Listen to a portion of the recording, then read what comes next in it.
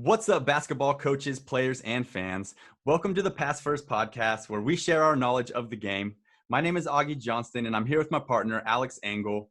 We hope you're able to take something away from this podcast that will help you in your basketball journey. Without further ado, let's go ahead and get into today's episode.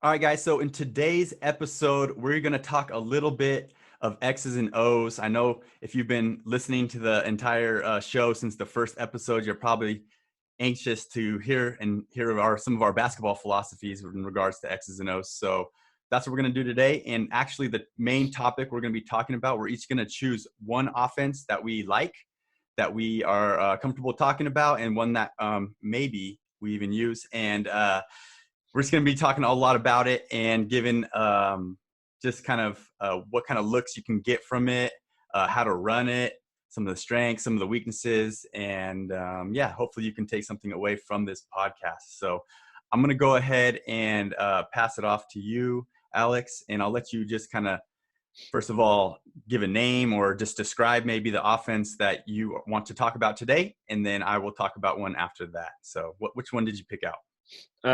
So today, the offense I wanted to talk about is the pick and roll offense. It can go by plenty of different names depending on what your coach is and what they like to call it, but just, the basic pick and roll offense.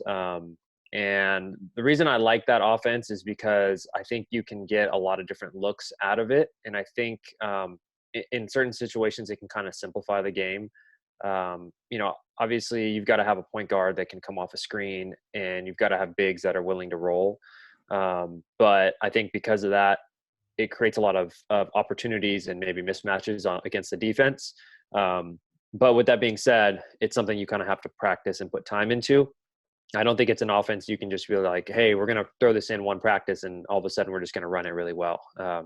It's something you got to put a lot of work into. So, the way I like to normally set up a pick and roll offense is if you've got 4 out, you can put 2 down in the corners, 2 up high, or you can go 2 up, 2 posts and 1 in the corner. There's multiple ways to run it. But just some type of action where you've got a post player coming from the block, and that way they can, the floor is spaced, especially if you've got 4 out and 1 in, the floor is spaced. And then you can have a big come up and set that screen on the wing. From there, the guard's looking to come off the screen, either hit the roller. Okay, roller has to obviously open up the right way every time, or get into the paint, look to kick it out. Maybe there's nothing there, come off the screen, just pass to the nearest guard, and then they can throw it to the post, or they can catch and attack and get to the basket. Or I've seen in some offenses where they run it like a 3 out, 2 down low. And that way, when the ball gets swung, the other big comes up and sets another screen. And so it's like a continuous action where the ball is getting moved from side to side with pick and rolls coming, alternating basically whatever side you're on. I know obviously it's a little easier if you can draw this all up on a board as opposed to talking about it. But yeah, that's kind of the basics and the premise of it. Now, as far as like kind of what you need for that offense, you got to have a point guard that can, like I said, that can run the pick and roll and that can hit the roller. And we talked about that earlier. How many guards can come off the pick and roll and then make the right read? And that's a really undervalued thing, I think, in basketball in general, where we look at, most players look at, oh, how can I score, right? If I'm scoring, I'm an effective player. But if you look at some really great point guards, and we're talking about not just, at the high school college level, but NBA level, there's some really great point guards that necessarily didn't score 25, 30 points a game, but they're some of the greatest of all time. I mean, you think of like Steve Nash or John Stockton. Those guys weren't scoring 25, 30, but they were getting 10, 11, 12 assists a game. They were very effective. And at one point, they were both at one point the 2 best point guards in the game, for their time. So I think you have to have a guard that can understand that. Ideally, you have multiple of them. But, I think a guard's got to be able to get down. They got to get low with the screen. Okay, that's one thing I try and talk to my players a lot. Get low, get underneath or even with the screen at least, so you can come off shoulder to shoulder. Because I see so many kids that they get the ball on the wing. I mean, like I said, we've talked about this before. How many times we see they get the ball on the wing, screener's coming up, and they're in such a rush to use that screen that before the screen's even there or anyone's even set, they're running off the screen and they're like, Offensive foul. Offensive foul. They're like this far away from the screen. You know what I mean? Like there's a gap this big or even bigger. And the defender just slips right through and you don't get anything out of it, and it's all about being patient. Let the screener come, take your time, come off it. If it's not there, don't force it, kick it to the other side. I think patience is a big thing in the pick and roll offense, because when let's say you do have a kid that can make that roll pass, sometimes they'll get impatient and they come off, and every time they want to force it, and that's not always there either. So those are kind of some of the little, I guess, tips and techniques that I look for when I'm running that offense. You've got to have, you obviously, I'm just talking more about what you got to have player wise. You've got to have some bigs that can score inside. I mean, you got to be able to catch and make, even if it's not a crazy post move, some type of basic post move and get a score out of it, or just catch and lay it in. And I think you got to at least have one or two shooters on the court that can spread the floor. Because if you come off the pick and roll and they're just packing the paint and your other two guards can't shoot, they're just going to sit in there and wait for you, right? So you've got to have someone that can space the floor. Ideally, you have two other guards that can space the floor. I think those are important things. So as far as the pick and roll, this is a wing pick and roll, right? On the wing. So you said that you got to have players that can hit the roller. You got to have bigs that set good screens and that are willing to roll. What is there any way to work on that? How do you get those kids? I mean, we talked before this, like it's hard for me to sometimes get my players to hit the roller when I see it as a coach. I'm watching, I'm like, hit the roller, but they don't, Right. Is there a drill you guys like to do, or maybe like some small sided games or anything like that? Yeah, I mean, we do incorporate certain things into like warm-up drills. So maybe, like if we're warming up for practice one day, I'll do a drill where they're coming off a screen and roll, and it may just be no defender, just may just get them used to that idea and that action. But that in itself isn't going to do it. I think definitely implementing it in practice, and then being willing during like a scrimmage to stop it and be like, hey, you got to hit this roller, right? Or what I use a lot is film. I love using film for that, and I get in the film room with my team and I'm like, hey, what did we miss here? Oh, we missed our roller. Okay, well, now you see it. And I noticed, at the beginning of the year when players are missing that pass, if they see it on film enough times, by the end of the year, that light kind of goes off and you're seeing a switch. You can definitely run small-sided games as well, run like, half court 3-on-3 or something like that, where you have to keep the ball on one side and run the pick and roll or something.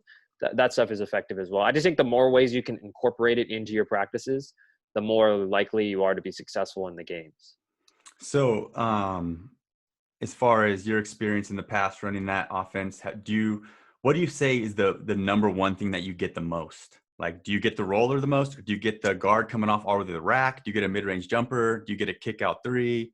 What would you say you get the most? I think you get, it depends, because I've ran this with multiple teams, so it's kind of hard to like, yeah, it kind of depends on the personnel. Like this last season, we got the roller a lot, and it wasn't even always from the guard passing it. It was from the initial, pick and roll. It was like screen, come off, kick to the other guard or kick to the other side. And then that roller was still rolling and it was a quick pass down before the defense knew what happened, catch layup. Right.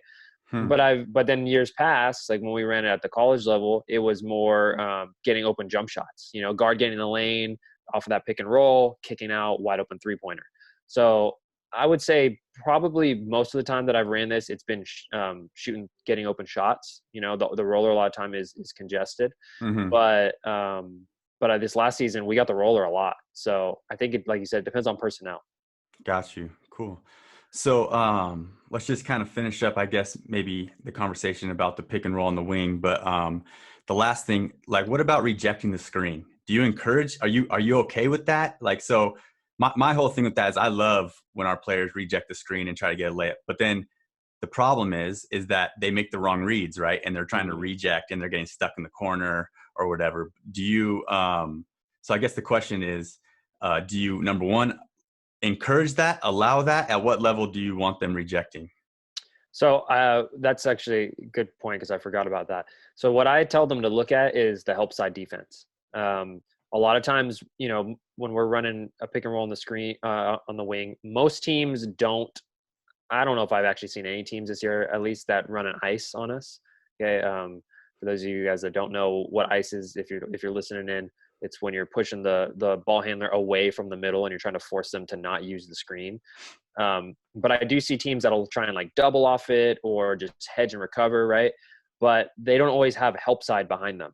So if I tell my girls, if you see that there's no help side and you can reject that screen, you can go straight for a layup, like go take it, right? And I'd say that same thing when I was coaching at Quest. It was the same thing. If you have a wide open layup, you gotta turn down that screen and just go take it. But I know what you mean, because if you do that at the wrong time and then there is help there, then you're just dribbling into a kind of a trap scenario or just a dead scenario where you're getting pushed out to the corner. Now the offense is kind of dead. So I'm for it, but I tell them to keep their eyes up and look at the basket. And sometimes I'm on the sideline and I, if they're right in front of me, I'll literally just say to them, I'll be like, just go, just go. Like, and then they'll hear that and they'll just take off and go to the basket on the baseline, because a lot of teams, they forget about, especially in high school basketball, forget about help side. Mm-hmm. The defender just chases them out to the other side. Obviously the higher level you go, the more likely there is to be help side there. So yeah, that's kind of my answer on that. It's funny because as a player, nothing feels better than when you reject a screen and get that wide open layup, man. Right. Yeah. That's the it just best. seems so easy. It's just, the door's just open. Yeah. Yeah. All right, cool. So we talked a lot about what you can get, the strengths and stuff. What about like weaknesses? Like I know from my experience running pick and roll based stuff that like for us, a lot of times the weaknesses were either getting doubled and jumping it. It just depends, right? Some teams would jump us and double us, and it'd be layups all day because they're not doing it right? They're just like trapping the ball. They're not rotating down low. And then other teams that knew how to do it and rotate down, it was tricky for us. How about yourself? What did you see that was challenging? What kind of defensive schemes? Definitely the trap sometimes would throw us off. And my point guard had to kind of get used to that. The beginning of the year was a little harder for her, but as the season went on, she got better at it. But yeah, teams that trap out of it, especially if they jump you and if your guard is kind of like relaxed as they're coming off the screen, sure, then that's where you get into trouble. I'd say, weaknesses are, like I said earlier, it's personnel. If you don't have a point guard that just does, on your team, and some teams don't, that doesn't understand how to make those reads or doesn't understand how to take care of the ball or even be patient for the screen, like pick and roll offense isn't going to work super well for you. You have to have that. You got to have bigs that are willing to set screens and stay and actually set them. That's another thing. We see a lot of bigs that want to pick and pop now. Well, if you pick and pop every time on a pick and roll offense, like it's not going to be that successful. So I think those two things probably would be the most detrimental things that I've seen. Okay. So in talking about some challenges and stuff, what do you do if you're not getting looks off this offense? So like we said, like I said, like sometimes when teams are really good at trapping and then they spend a majority of their practice time practicing that, you can tell it's tough. So we need to do something different maybe. So what do you do? It kind of depends. Like I've definitely had times where we're running that offense and it's, it's kind of shaky, but it's kind of working. I'm sure you've been there too, where it's like, we're kind of 50-50 right now. Yeah. Like I can't really tell, but that's your main offense. And so because of that, I think there's just a natural instinct to be like, I'm just going to stick with it. Right. But there are certain times where it's like, dude, this isn't working. Like we got to try something else.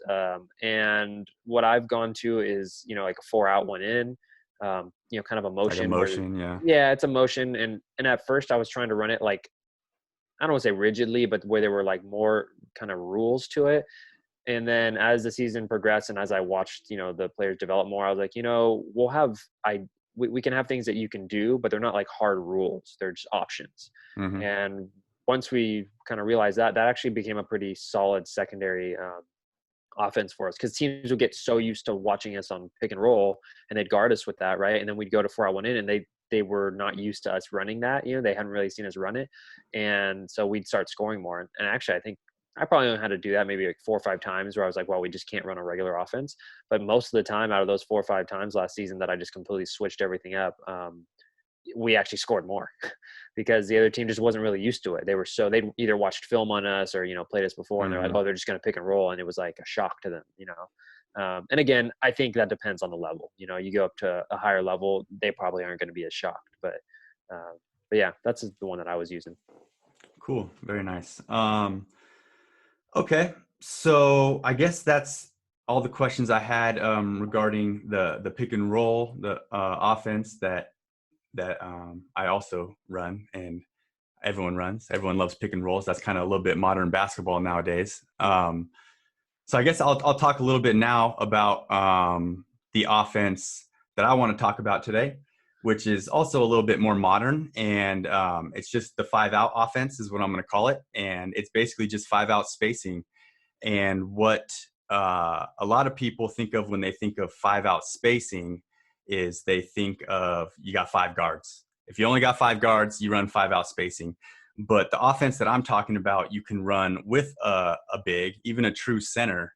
Obviously, I would prefer it not to be a true center, and I would prefer it to be a mobile stretch 4 type 5-man. But even if he is, a true 5 for the most part, you can run this. And so basically what the offense is your 5-man is the trailer. So if you imagine 5-out spacing, you got players in the corners, players on the wings, and then you have your 5-man trailing. So basically what that means is when you flow down the court in transition or even in half court, that the point guard isn't going to dribble the ball straight to the point. Ideally, the point guard would bring it to the wing, whatever has a one side. So you run down, fill those corners, and then the point guard either going to pass ahead to the wing and go opposite, or would dribble right into that wing spot. And that allows your big man to trail. So from there, there's a lot of things you can do out of it, but it's basically you want to get the ball into your 5-man's hands at that point. And from there, there's a whole bunch of options. So you have your 5-man has it, and now you can do a few things. You can cut to the basket. Okay, you can hit them. You can cut, look for a give and go. Basically, you can pass it to them. You can come for a handoff, and that's basically like a pick and roll. And a whole bunch of options open up there off the handoff. You can rescreen. So if the guy slides under the handoff, you can get it. Big man can rescreen into a ball screen, pick and roll. And from there, after all these actions, right, the backdoor cut, even I hit him, I cut. The other guard from the corner would then fill up, and the big man has the option to hit him and go right into a pick and roll. The big man has an option to reverse it, go right into a pick and roll. The big man has the option to reverse it and screen away, and off the screen away, then other options open up. And the last option, so point guard has the ball on the wing, and he hits the big man. He can cut, he can hand off, or he can actually screen the corner. So if he goes and screens the corner, then it's just like a regular pin down screen. The corner guy can curl, he can get a catch. And whatever happens off that action, if the big man hits him, he can screen away. He can go into an on ball. And I hope that kind of makes sense. Were you able to kind of follow it? Yeah. I mean, there's a lot of Okay. options. And I think if you're listening or watching, like, you may have to replay that back, because it's like, some people, it's hard to see to audioly learn it. They got to visually learn it. So, but for the, it made sense. I get what you're saying. So basically, let me just summarize it. Point guard on the wing hits it to the big man up top, the trailer, and then he can cut, hand off, screen the corner. And from there, a whole bunch of actions happen. And it's a motion offense, right? So once that initial action happens, then kind of the principles stay intact as far as if you get a catch up top, you have all these options.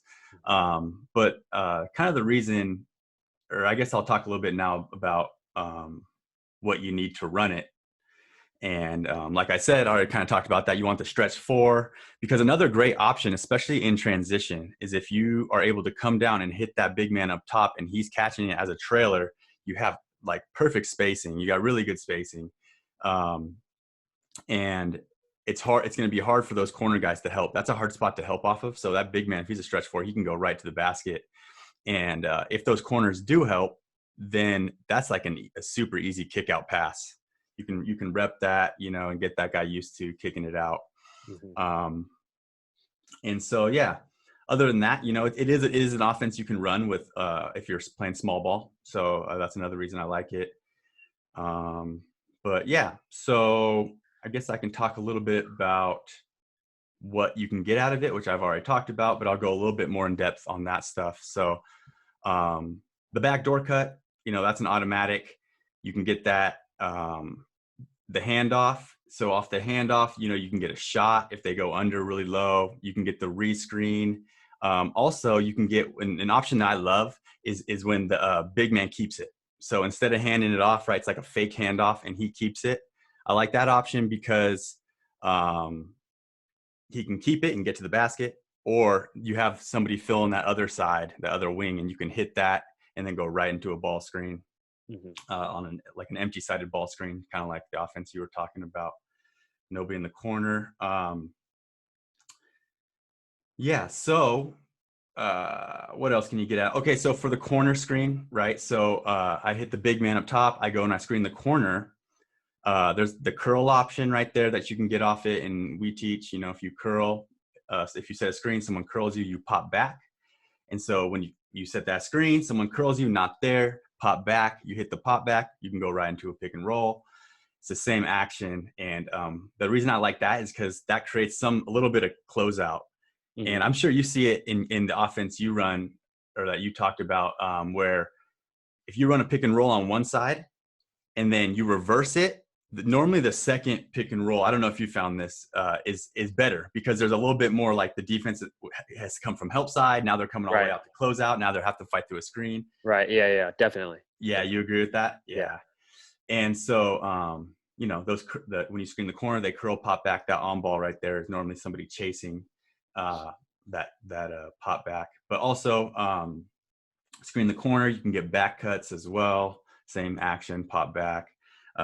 Screen the corner, you can get a catch on the wing, and then you go right into the pick and roll. And we teach like the normal pick and roll concepts where like if there's a wing ball screen right on the wing and you actually have somebody in that same corner, then as they use that screen, you pull up out of the corner and you pull up to the wing. So you can kick it back to that guy for a shot or for a dump in. Right. So we just have like those kind of principles. But other than that stuff, it's kind of more of just like emotion. Do you worry at all about when the ball goes to the corner and you're setting a pick and roll about like getting trapped there? Yeah. So the ball doesn't actually go into the corner. Okay. Yeah. So so if I screen the corner and he curls, I would pop back to the wing. Okay. So those are empty screen, no ball in hand. Yeah, that's when the ball's at the high post, right? So it's at the free. I see. Okay. Yeah, okay. And I misunderstood that part. So okay. And so anyways, so I forgot where I was going to go. Oh, the last few options, I guess, are you throw it to the big, and if he automatically reverses it, then it's just a screen away. And so when you have normal rules again of screen away, you're looking for curls, back cuts. If you get a catch up top, you can use the ball screen from the big right there.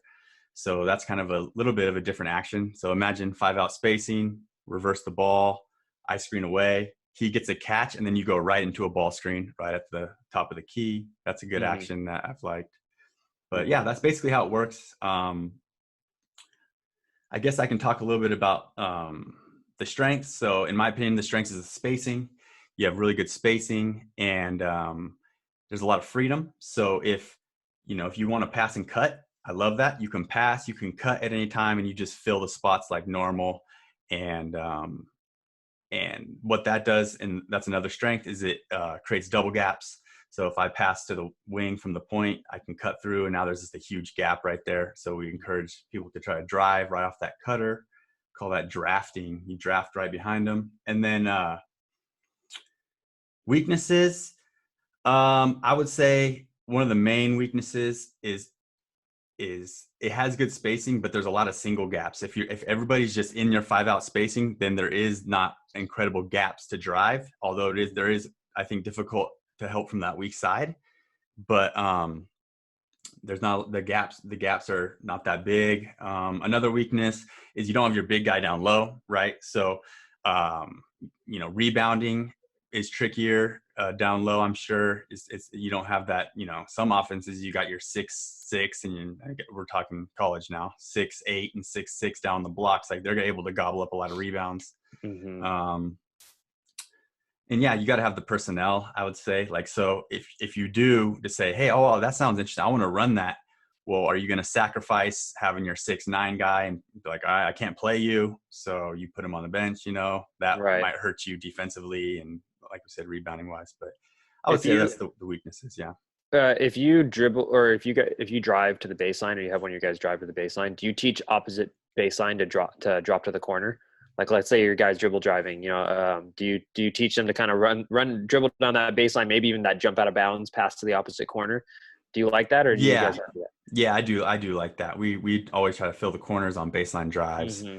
And I think baseline drift, baseline drive, is that what the terminology is? I always forget what yeah, so many I've heard it names. called baseline drift and Yeah, baseline drag is what they right. called it in college. But yeah, definitely want that.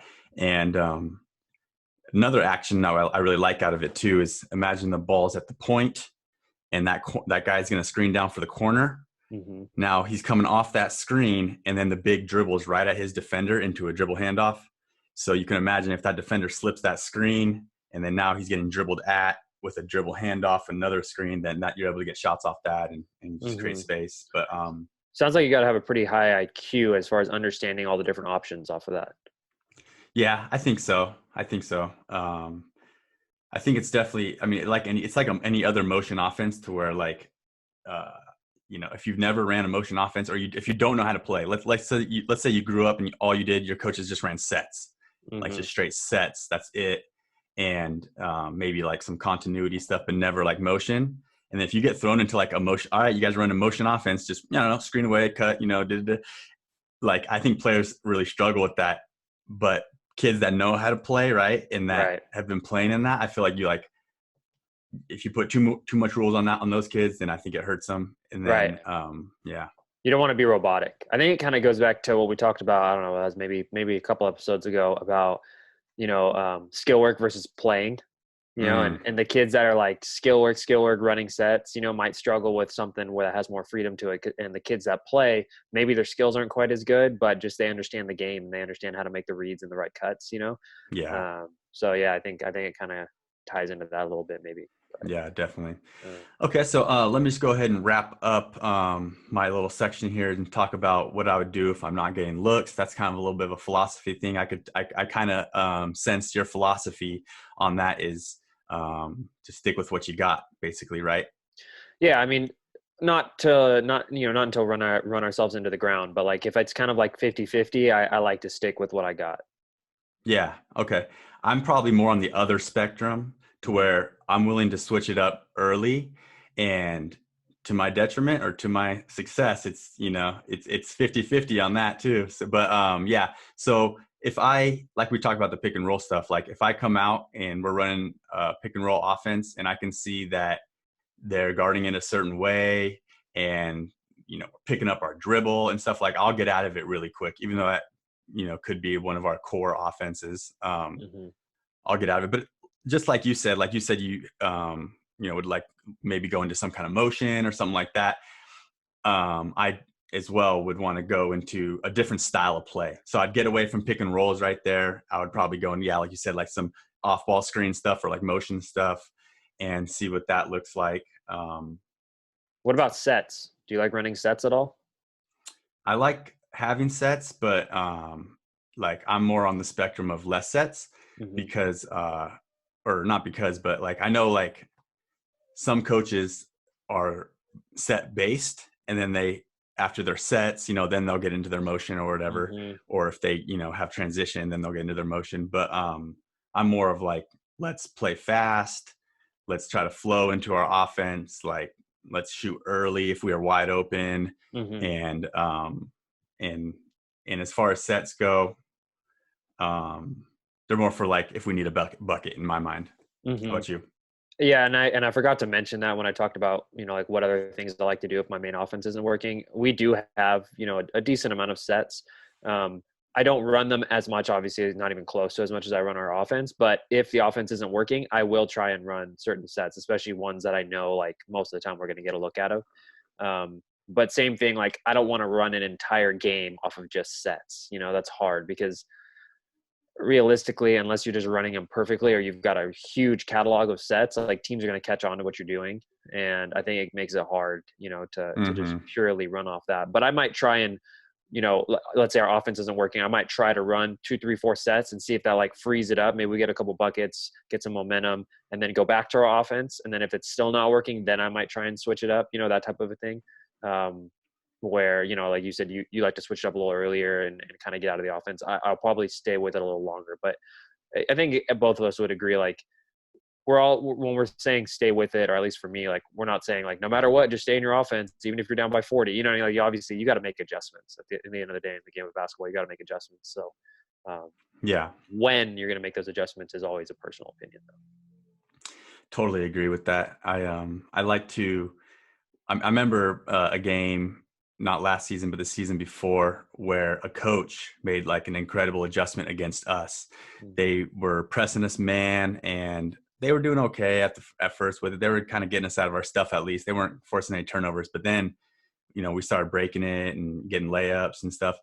And then in the second half, I could tell that they had made some sort of adjustment with it, and going back and watching it and stuff, it was just instead of putting somebody on the ball, they put them, off, not on the ball. They put them like as more like a monster in the background who could double and stuff. And yeah, so I think there definitely is a lot of power in adjustments. And after that game, I remember going into the next games and at halftime immediately being like, any game we were down, like adjustments, like really, really trying to make sure that we were doing the same thing. So, but yeah.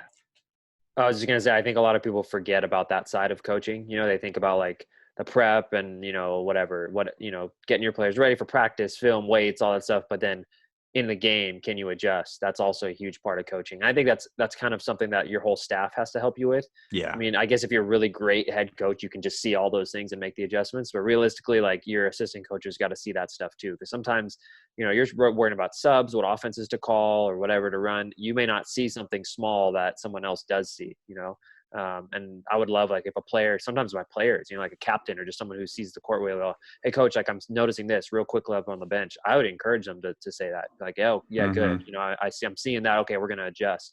And then it would sometimes be things that I didn't even notice right away, so the more input that you can get, the better. And I love that kind of stuff. I love when players like, nah, coach, I want to guard him, or like you said, like, hey, this guy, it's open, the roller's open, or something like that. Because then, like, if you go into the next time out and you're like, all right, guys, we need to hit the roller, do this, it like really empowers the players. I think, like, gets them more bought into. And they listen to each other too. I think that's another thing, is sometimes, you hear your coach and it gets kind of monotonous maybe. But when a player says it to you and it's like, oh, wait, hold on, this guy's on the court with me, or this girl's on the court with me, like, maybe we should start listening, or maybe I'm just going to pay a little more attention to it. So Cool. So, all right. Well, it was great talking with you today, talking a little X's and O's. I appreciate everybody for checking this episode out. If you are watching on YouTube, make sure you subscribe. If you are listening on iTunes, make sure you subscribe to our iTunes. And we will keep these podcasts coming to you guys. I hope you guys are enjoying them and getting some value out of them. Like we always say, we do not have all the answers, but we do have ideas. And hopefully these ideas can help you guys come up with your own ideas and philosophies around the game. My name is Augie Johnson. This is Alex Engel. Thank you guys so much today for watching. Have a great day. Peace.